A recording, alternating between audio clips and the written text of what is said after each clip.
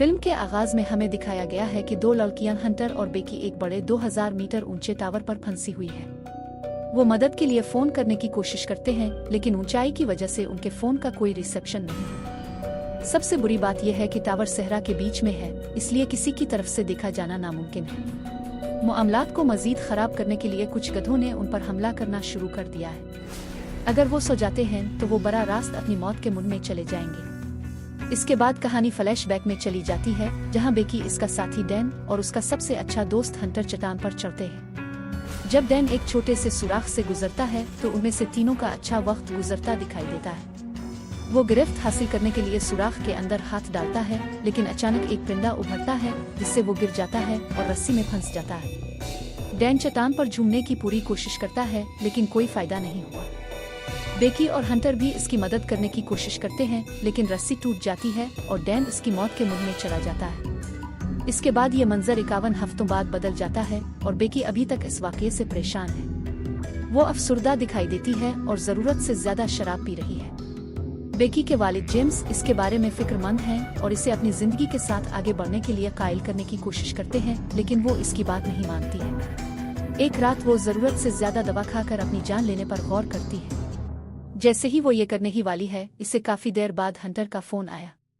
अगले दिन हंटर बेकी से मिलती और B67 टीवी टावर पर चढ़ने के अपने मंसूबे का जिक्र करता है।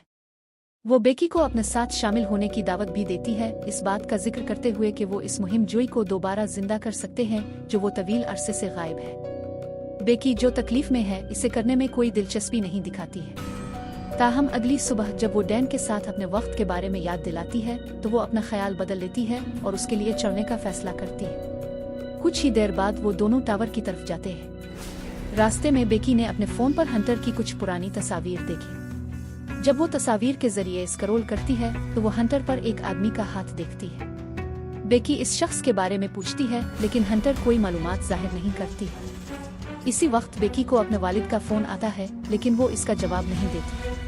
एक लंबी ड्राइव के बाद वो रात गुजारने के लिए एक होटल पर रुकते हैं। रात का खाना खाते वक्त बेकी को मालूम हुआ कि हंटर अब एक बलागर है और उसने नई जगहों का सफर करने के लिए काफी रकम कमाई। दरे असना उन्होंने टीवी टावर को देखा, जो रियासत हाय मुत्तहिदा में चौथा बुलंद तरीन ढांचा मालूम होता है। अगली सुबह बेकी और हंटर अपना सफर जारी रखने के लिए अपनी गाड़ी में सवार हो गए। हंटर गाड़ी चलाना शुरू कर देती है और अपने विलागस की फिल्म बंदी करती है, नाजरीन को 2000 फुट ऊंचे टावर के बारे में बताती है। पर तवज्जो मरकूज करते हुए वो तकरीबन एक ट्रक से टकरा जाती है। थोड़ी देर के बाद वो टावर के इलाके में पहुंचते हैं, लेकिन गेट खतरे के निशान के साथ बंद कर दिया जाता है।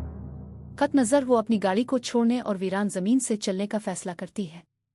रास्ते में उन्होंने देखा कि गिद्ध जानवरों का गोश्त खाते हैं, जिसे हंटर ने अपने ब्लॉग में दर्ज किया है।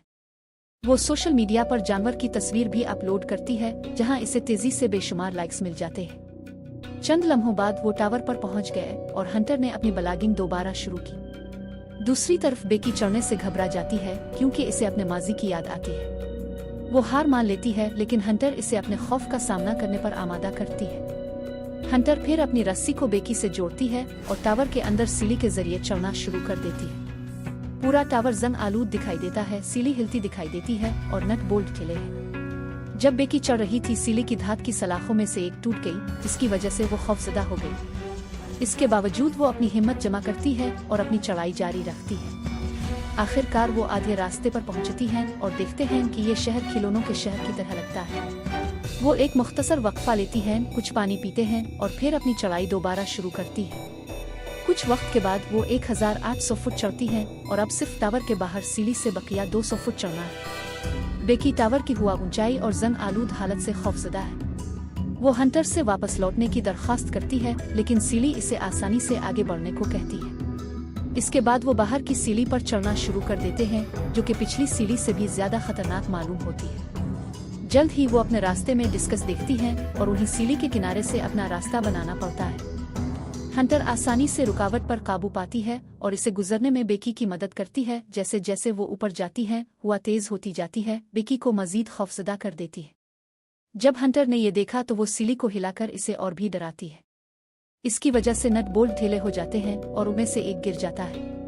खुशकिस्मती से सीढ़ियों पर उसका कोई असर नहीं हुआ और वो दोनों चढ़ती ही चली गई। चोटी पर पहुंचने से पहले एक और नट बोल्ट सीढ़ी से गिरता है।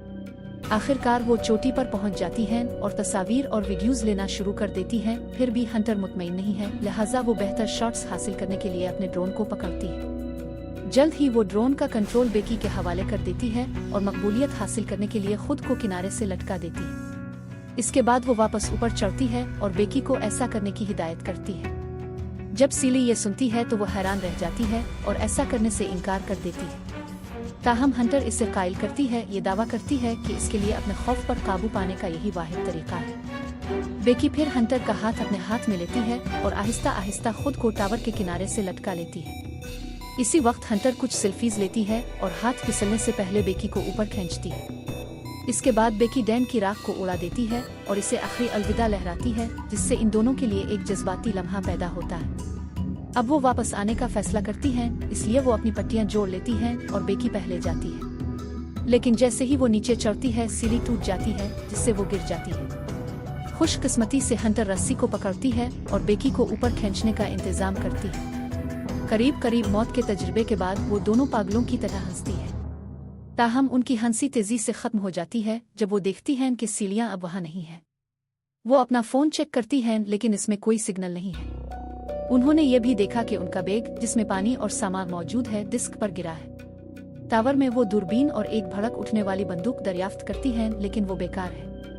नतीजे के तौर पर बेकी घबरा जाती है, लेकिन हंटर इसे ये कहकर पुरसुकून करता है कि सीली के गिरने की आवाज किसी ने सुनी होगी।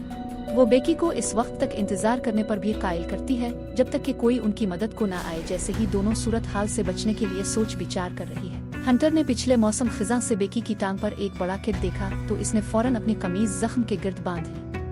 कुछ वक्त गुजरने के बाद बेकी ने हंटर का इंटरव्यू करना शुरू किया। इससे पूछा कि इसने ब्लॉगिंग क्यों शुरू की। हंटर जवाब देती है कि इसने इसे डैन की वजह से शुरू किया था, जिससे बेकी में शक पैदा हुआ था। चंद घंटों बाद हंटर ने अपना फोन चेक किया और याद किया कि जानवर की तस्वीर पहले पोस्ट की थी। इसे यकीन है कि एक खास ऊंचाई पर एक सिग्नल है।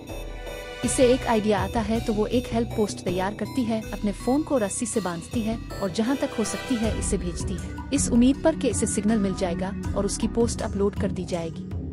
ताहम उनकी कोशिश नाकाम हो जाती है। इसके बावजूद वो पुरएतमाद हैं कि अड्डे पर एक सिग्नल है और वो फोन को नीचे फेंकने का फैसला करते हैं ताकि मदद की पोस्ट अपलोड की जा सके। हंटर फिर अपना फोन अपने जूते में डालती है और इसे अपने जराबों और पुश अप बुरा से पैड करती है।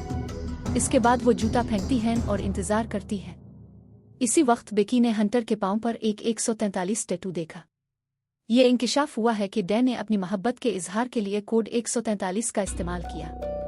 थोड़ी देर बाद हंटर ने टावर की बुनियाद पर एक आदमी और एक कुत्ते को देखा। ये देखकर वो मदद के लिए चीखती हैं, लेकिन उनकी फरियाद नहीं सुनी जाती। हम देखते हैं कि हंटर का फोन तबाह हो गया है, जिससे जाहिर होता है कि उनका मंसूबा नाकाम हो गया है।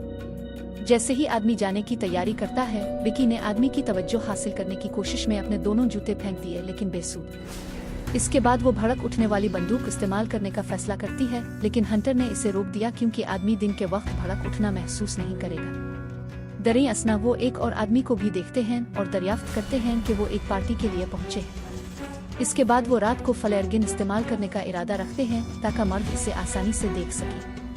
आखिरकार रात पड़ती है और बेकी ने फ्लेयरगन को गोली मार दी। खुशकिस्मती से मर्दों ने भड़क उठी और लड़कियां मदद के लिए हाथ हिला रही हैं। वो जल्दी से हंटर की कार के करीब पहुंच गए। लड़कियों को बहुत खुशी हुई, ताहम ये लोग उन्हें बचाने के बजाय उनकी गाड़ी चोरी करके भाग जाते हैं। इससे लड़कियां अंदर से टूट जाती हैं और अब उन्हें जल्दी से नया हल तलाश करना होगा। बाद में बेकी ने हंटर के टैटू के बारे में इस्तफसार किया, जिस पर बाद में इंकिशाफ किया गया कि इसका डैन के साथ 6 माह से ताल्लुक था। इसके बाद वो बेकी से अपने लड़के से मोहब्बत करने और एक बहुत बड़ी गलती करने पर मुआफी मांगती है। इसका दावा है कि वो डैन की तरफ रागिब हुई थी क्योंकि दूसरे मर्दों के बरक्स वो इसकी बात सुनता था। वो इससे प्यार करती थी, लेकिन वो बेकी से ज्यादा प्यार करती थी और उसके नतीजे में इसने उनका रिश्ता खत्म कर दिया। ये सुनकर बेकी को मायूसी हुई कि इसके अपने दोस्त और साथी ने इसे धोखा दिया था। अगली सुबह बेकी के फोन का अलार्म बज जाता है, जिससे जाहिर होता है कि उन्हें हंटर का फोन फेंके हुए 24 घंटे हो चुके हैं। चूंकि वो बहुत प्यासे हैं, हंटर ने अपना बैग लेने के लिए डिस्क पर नीचे जाने का फैसला किया।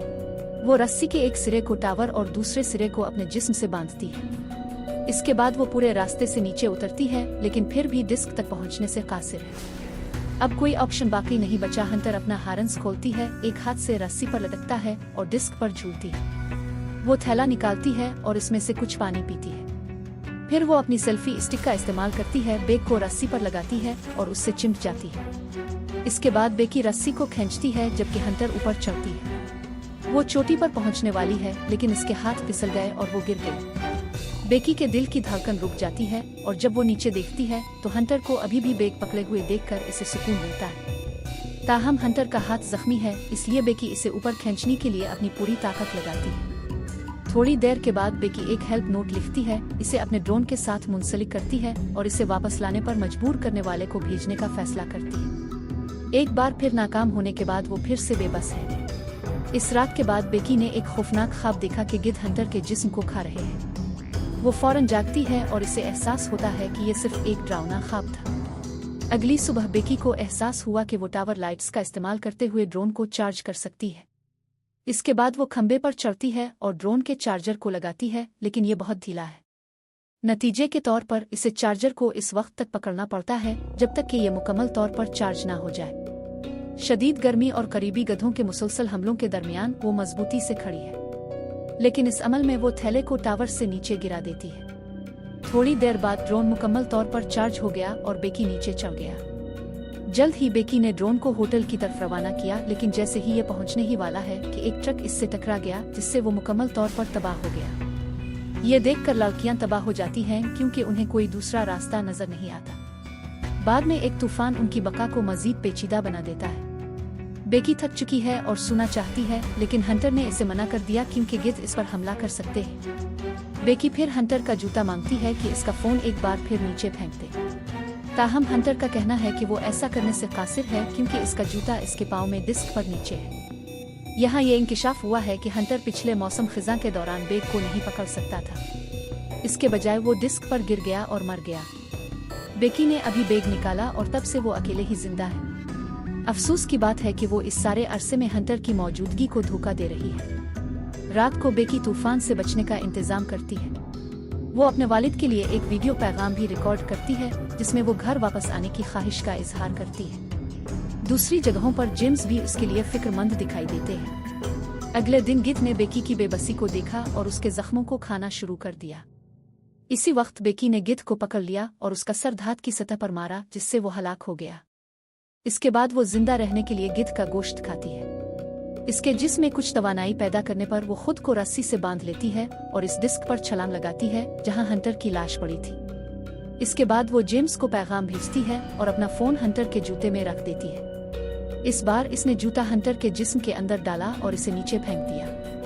रात के बाद जेम्स को पैगाम मिलता है और फौरन 911 डायल करता है। वो जाए वो कुआं पर पहुंचता है और पुलिस को लाश को मुंतकिल करने का पता चलता है। ये देखकर वो रोता है, सोचता है कि लाश बेकी की है, लेकिन जल्द ही इसे अपनी बेटी को जिंदा देखकर सुकून मिला। आखिर में बाप और बेटी दोबारा मिल जाते हैं, एक जज्बाती लम्हा बनाते हैं। ये सब वीडियो से था। मुझे उम्मीद है कि आपको ये पसंद आया। इस तरह के मजीद मवाद के लिए सब्सक्राइब करें और हमारी मदद के लिए लाइक बटन को दबाएं।